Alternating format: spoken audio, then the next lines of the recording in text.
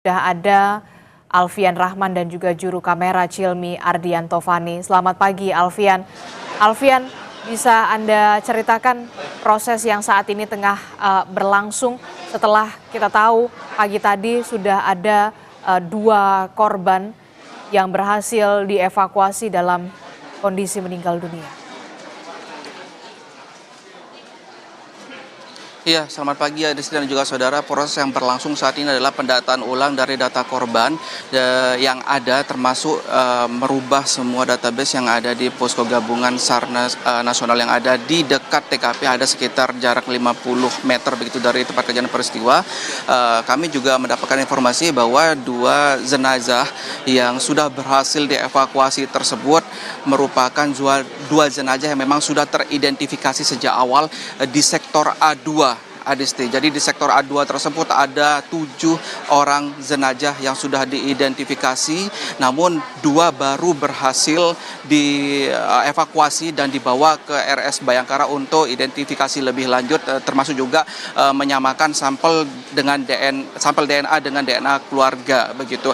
Untuk proses saat ini juru kamera saya Cilmi Ardianto Fani akan menunjukkan pada Anda, Adisti dan juga saudara, proses atau apa aja yang sedang berlangsung di posko gabungan, di mana saat ini pihak keluarga masih terus berharap cemas, masih terus menunggu kabar update lanjutan dari proses evakuasi yang dilakukan oleh tim SAR gabungan yang memang diputuskan sejak kemarin siang begitu pukul 11:30 waktu Indonesia bagian Barat sudah diputuskan menggunakan alat berat, dan ini juga sudah mendapat restu dari pihak keluarga yang memang sudah pasrah dan berharap proses evakuasi segera dilakukan lebih cepat untuk dapat mengetahui jikalau memang keluarga mereka menjadi korban meninggal dalam tragedi ini, maka dapat ditemukan lebih cepat, dapat diidentifikasi lebih cepat, termasuk untuk proses pemakamannya nanti. Ini proses yang sedang ada di kamera Anda begitu, di juru kamera saya menunjukkan ini adalah posko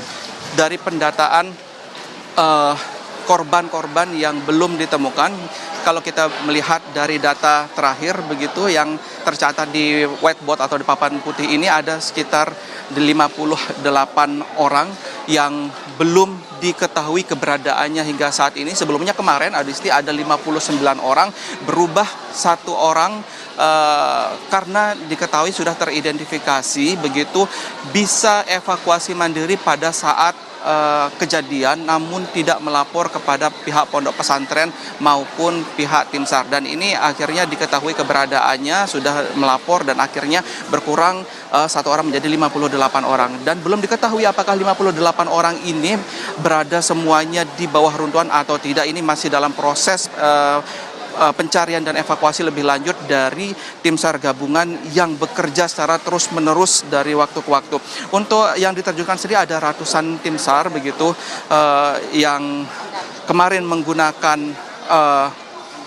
kren dan akhirnya berubah menjadi menggunakan alat berat breaker yang difokuskan untuk proses shipping material atau membersihkan beton-beton yang ada di reruntuhan utama, baik itu di sektor A1, A2, A3 maupun A4. Untuk proses yang sekarang berlangsung ini, pihak keluarga korban juga mendapatkan layanan konseling, karena kami juga sempat berinteraksi dengan beberapa keluarga korban begitu, Adis dan juga saudara, yang keadaan emosionalnya ini tidak stabil dan butuh layanan konseling lainnya. Tidak hanya layanan konseling, namun di sini juga ada dapur umum. Dapur umum ini adalah dapur gabungan dari Dinas Sosial, Kementerian Sosial bekerja sama dengan relawan-relawan terkait lainnya. Di sini menyediakan berbagai macam kebutuhan dari para keluarga korban, termasuk juga kebutuhan bagi tim evakuasi dan evakuator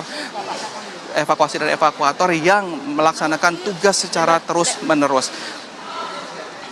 Ini dapur, kami mencoba mengkonfirmasi beberapa waktu yang lalu bahwa keberadaan dapur umum ini akan terus tetap ada begitu, Adis dan juga saudara, hingga proses evakuasi selesai dilakukan, dan segera proses evakuasi ini juga dilakukan dengan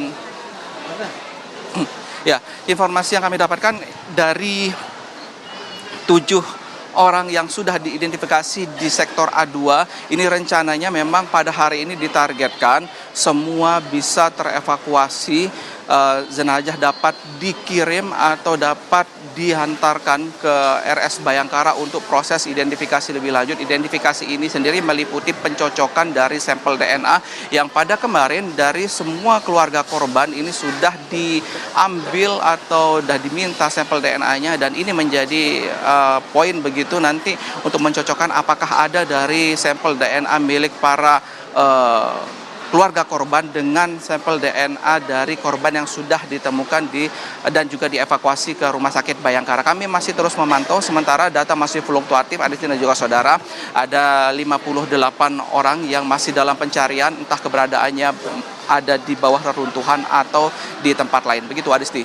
Oke, jadi 2 korban ditemukan meninggal dunia berhasil dievakuasi dan saat ini sudah sudah tiba di Rumah Sakit Bayangkara Polda Jawa Timur, sementara proses evakuasi dengan menggunakan alat berat terus dilakukan secara non-stop di sana. Terima kasih informasinya jurnalis Kompas TV, Alfian Rahman dan juga juru kamera Cilmi Ardianto Fani melaporkan langsung dari Pondok Pesantren Al-Khozini Sidoarjo, Jawa Timur. Nanti akan kami update kembali informasinya dari Anda. Terima kasih. Saudara, breaking news Kompas TV harus jeda sejenak, kami akan kembali sesaat lagi.